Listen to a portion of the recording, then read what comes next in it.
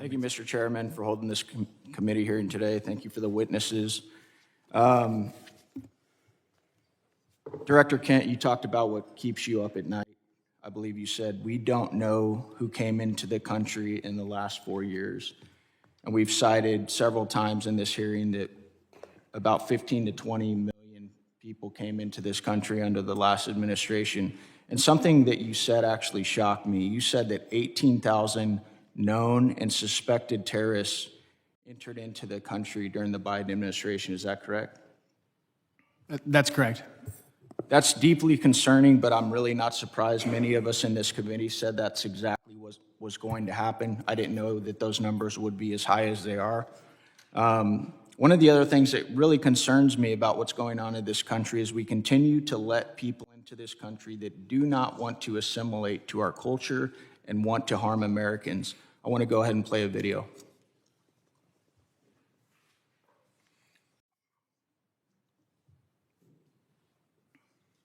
Law should be above the U.S. Constitution. Yes. Yes. Should Sharia law be over the U.S. Constitution? Yes. U.S. Constitution, which is made by people, and the Sharia law is made by Allah. So that is all the way above. That has to be definitely in the land, not for the America, for the whole world would be above. So that should be above the U.S. Definitely. Constitution. Yes. Do you feel more comfortable living under American law, or do you feel more comfortable living under Sharia law? Sharia law. I'm a Muslim. I prefer Sharia law. Sharia law, yes. You prefer Sharia law over American law? Of course, yeah. They always can come with the same accusations. This speaker supports death penalty for homosexuals. This speaker supports death penalty for this crime or that he is homophobic. These are general views that every Muslim actually has.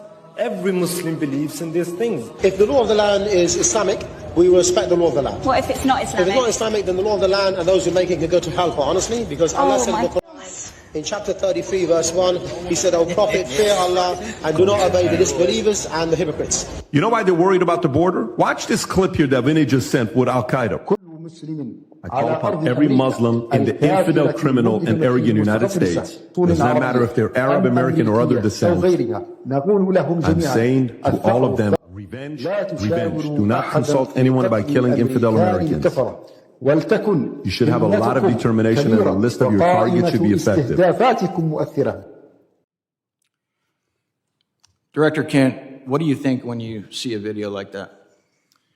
I think we didn't have control of our borders, and we don't know who's come into our country. However, we have had around 2.7 million individuals from Muslim countries and Muslim regions who came in under the Biden administration who went through minimal to no vetting whatsoever, who probably share values like the folks that you saw on the screen. Director Kent, are you aware that when we invite people into this country and they become citizens, they swear an oath to defend and support the Constitution and the laws of the United States of America and against all enemies, foreign and domestic? Yes.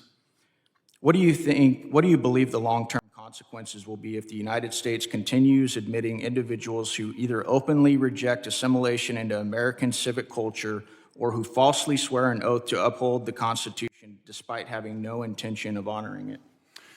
We simply won't have a country anymore as we know it. I think we can look to Europe and to the UK to see exactly where this leads. I agree 100%. Director Kent, are you aware of some of the differences between U.S. Constitution and common law interpretations of the Sharia law? I am broadly. Yeah. What are the differences in your opinion? And I know you're not a doctorate on this subject, but between the First Amendment, which guarantees freedom of speech and the press, including the right to criticize religions, religious texts, and public figures without government punishment. Yeah, the freedom of speech, I think, is huge because you don't have that under Sharia law, and you also don't have the assumption of innocence under Sharia law as we do. Many interpretations of Sharia, blasphemy, criticism of the Quran or the Prophet Muhammad can be a serious offense, sometimes punishable by death. And there are many others that I don't have time to get to, but I wanted to bring that up today so that Americans understand the differences and why we need to be very careful about who we let into this country. I thank you guys for the work you do. I thank you for those underneath you working so hard to keep the American citizens and people safe.